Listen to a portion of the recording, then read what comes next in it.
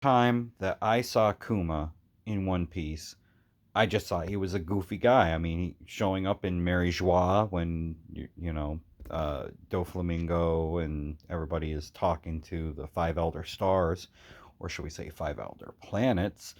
Um, that he was just some tall guy with a Bible with a weird design.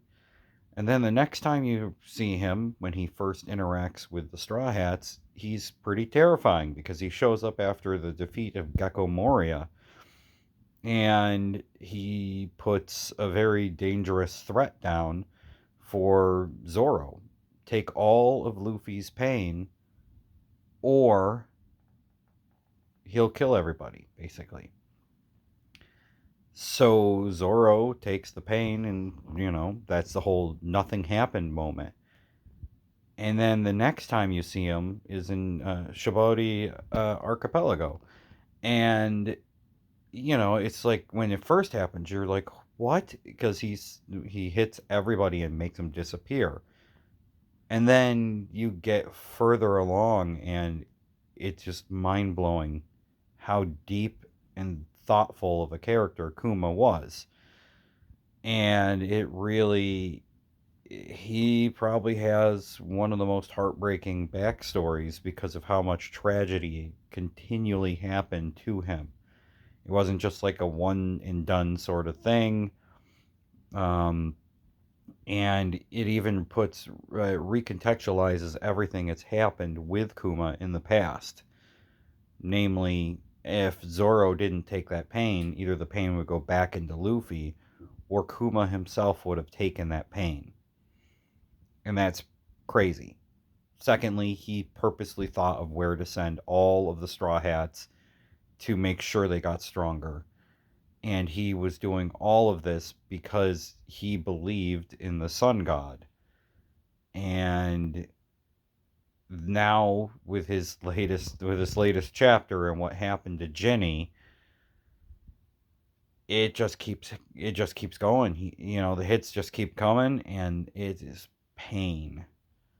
And easily now he is probably one of the top 10 non-straw hat characters in the series. And my hope is that he is on his way to Egghead, and I hope he doesn't die.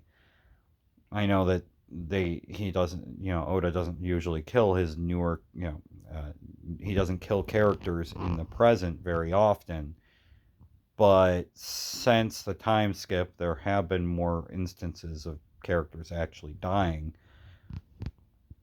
But it's just so much tragedy. And now that we know that Bonnie is basically like 12 years old, she uses her power to make herself look older. It even puts more weight into everything and being, well, hopefully, Chopper can figure out how to cure that disease because, but it just, the tragedy of Bartholomew Kuma just, it keeps going. The last of his race, basically. He's incredibly powerful, but he's a gentle giant. And the tragedies of, well, being that he was born a buccaneer and then he was a slave put onto an island to be hunted, manages to save almost like around 500 people.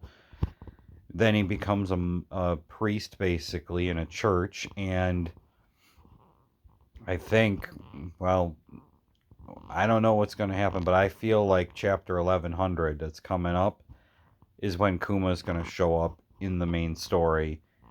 And I really, really, really hope that he doesn't die. And that, I don't know, but Saturn is going to need to go down. And I cannot wait to see what happens next, especially after chapter 1098, where it was basically just, well, we had a little bit of a berserk chapter. And if you know what I mean when I say that, Guts and Casca.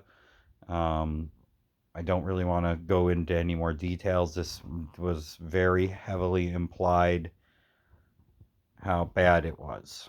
You know, Probably one of the darker things that has been almost blatantly spelled out And it's another reason to hate the celestial dragons, who 100% deserve every ounce of hate that they're going to get.